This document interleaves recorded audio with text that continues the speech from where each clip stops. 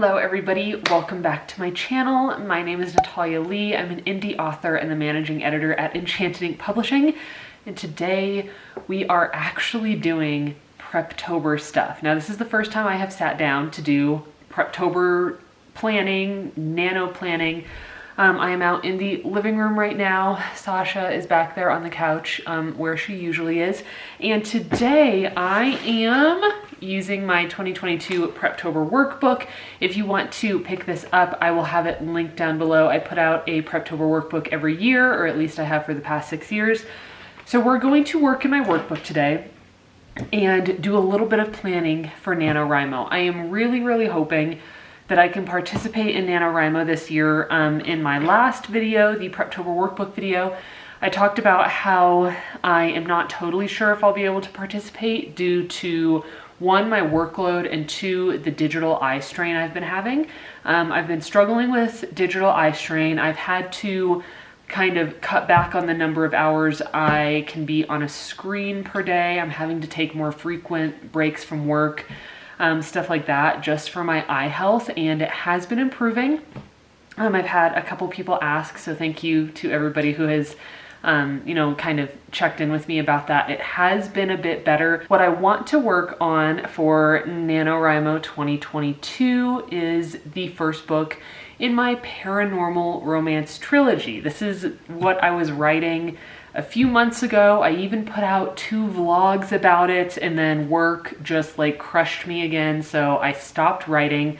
So I have not worked on this first draft since probably June or July, maybe July. I can't totally remember, but essentially it was this summer was the last time I sat down and worked on it. I think I'm something like 11,000 words in, maybe. I really am just guessing, but I'm pretty sure I'm done with Act 1 and I am working on Act 2. But this is what I would like to work on for Nano. So there are some pages in here that are not going to be helpful to me, like the brainstorming ideas and picking an idea, because I already know what I want to write. But today I'm going to work on some of the character visuals and aesthetics, and I might even work on the blurb outline, which is, if you have the workbook, the blurb outline pages are 56 and 57, so I'm going to be working on that too. So let's go ahead and dive right in. We will start with the visuals. You guys will get to see a little bit of a sneak peek regarding what this book is about. I'm not going to totally tell you what the book is about because I want it to still be a little bit mysterious, but you'll probably be able to gather some things from the visuals. So let's go ahead. I have my little crafter's tape and my scissors, and I printed out some photos. Let's go ahead and put these in my workbook. All right, so we are gonna turn to what page is it? We're gonna turn to page 35, which is main character visuals. And I do have some photos that are not main character visuals, but they can still go on this page. Because I didn't print out enough for my setting visuals. All right, so I'm going to cut these out and maybe tell you a little bit about them and put them onto my main character visuals page. So I went ahead and I did, this is kind of like setting, this is a little bit of setting. So some of these aren't necessarily character visuals, but they're definitely aesthetics that will help keep me on track with the mood and the tone of this book. And there's a mood page in the workbook as well, which I think I might want to fill out because that's important no matter what.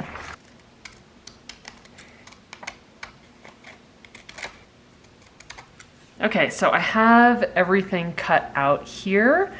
Now we have, I have a few different images here. Now these are pictures that I picked out for my hero and my heroine, and I actually cropped the pictures so that you can't see their eyes. And the reason I like doing that is I don't really like to choose inspiration photos or aesthetic photos for my characters that are obviously somebody else, because to me it takes the uniqueness of my characters away from them, and it just makes them somebody else. But if you take the eyes out, like I did here, just crop the eyes out, these photos still feel like they could be anyone. It still feels like they're like these could be my individual characters versus the actual like stock model. So we have my heroine and my hero here.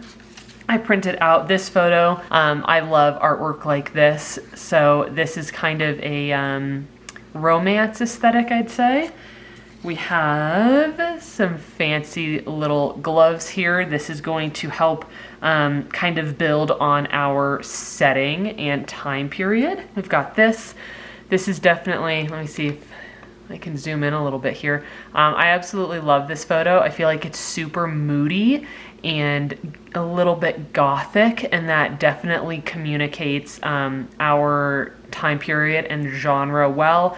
And of course we have a couple here in the center behind this beautiful window. And then this photo I printed off is again more of a setting photo. And if you were to look really close at this, you might be able to figure out what it's from.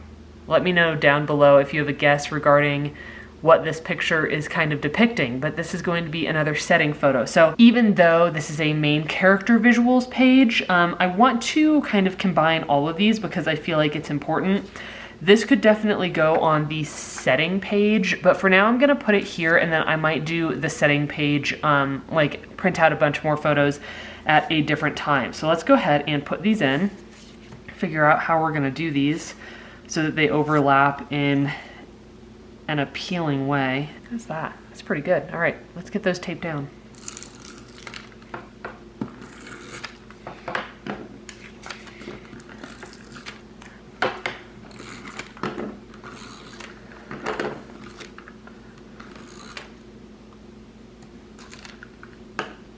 All right, there we go. So here I have kind of a main character visuals. And again, this is a paranormal romance, which you might get a feeling kind of from this type of stuff. So we have my heroine and my hero, but I am writing my romance as a single POV. I know a lot of romance is told from a dual POV, you know, usually the two main love interests. But I am writing my story just from her perspective. But he, our hero, is still obviously a main character, so I wanted to go ahead and put him on here. Okay, I am going to jot a few things down on my master to-do list. There's not going to be a ton to do because, again, I've already put in preparation for this book because I was working on it earlier this year. But some things that I need to do include rereading what I currently have written. Also, this is a really cute Tinkerbell pen that my mom got me. Look at how cute that is. Okay, anyway. So I need, let's see, rereading what I've already written is important, and then also rereading my outline, current outline. I guess I should have said reread what I've written, reread current outline, and then finish my book one outline, because I have book one mostly outlined, hence why I was able to get started with it, but I want to put more detail work into the outline, and then I also want to flesh out my trilogy outline, because I've very lightly outlined the entire trilogy, so I have an idea of the arcs that are kind of happening in each of these 3 books and over the course of the trilogy, but I don't have them completely done. So I want to reread what I've already written, reread my current outline, finish my book one outline, flesh out my trilogy outline. Something I could put on here is try to finish up some of my editing projects early, but I don't think that's really like a relevant thing to put on here, or even like a kind thing to do to myself, because I already have so much work to do before NaNoWriMo gets here. But honestly, I think these 4 things will get me to a really, really good place. Because I have not worked on this book since this summer, I've of course forgotten a lot of the things that I was working on. That's kind of the bad part about having to take a break from any of your creative projects, is that, you know, for me at least, I forget what I was doing.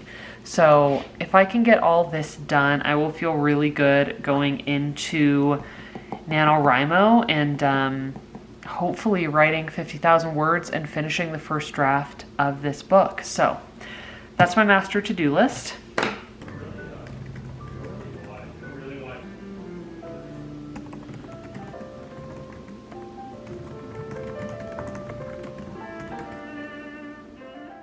Okay, I worked on my blurb as well. I actually pulled out my laptop for that, so you would have seen me kind of working on that, and I wrote 2 blurbs, 2 potential blurbs, just as like a rough draft, but they definitely need a bit more detail, and those need to be made a little bit more exciting. But what I absolutely love to do, and you will find, you know, an explanation of this in the PREPTOBER workbook, I love to write the blurb early. Like, even if you are just outlining your book, you can use a blurb as an outline, because blurbs hit on very important elements in the book. They're meant to be exciting and to generate interest in your readers. So it can be a good way of making sure that the story you're telling is going to be interesting to your readers. You know, I've worked with a lot of authors who will provide their blurbs, and through the process of working on them together, we actually reveal that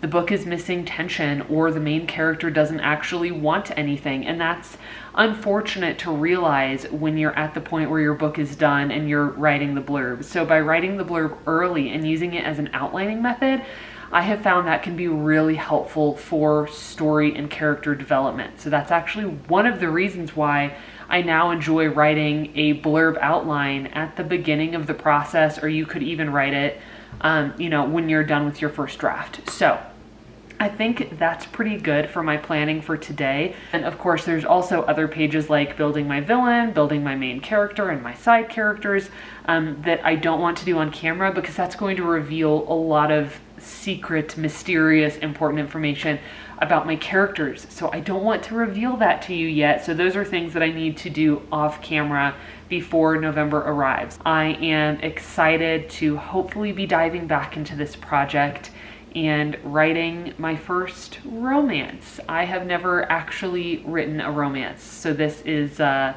am treading in new waters and enjoying these waters so far. So thank you guys so much for watching today's video. If you want the PREPTOBER workbook, it will be linked down below. You can pick it up for yourself before NaNoWriMo arrives. There are pages in here for November and for NaNoWriMo. So you can even get it now or at the end of the month if you would like. This is available on my website. Again, it's linked down below. Thank you so much for watching, and I hope to see you again soon, and I hope to see you for some NaNoWriMo vlogs. Keep your fingers crossed, and I will see you in my next video. Bye!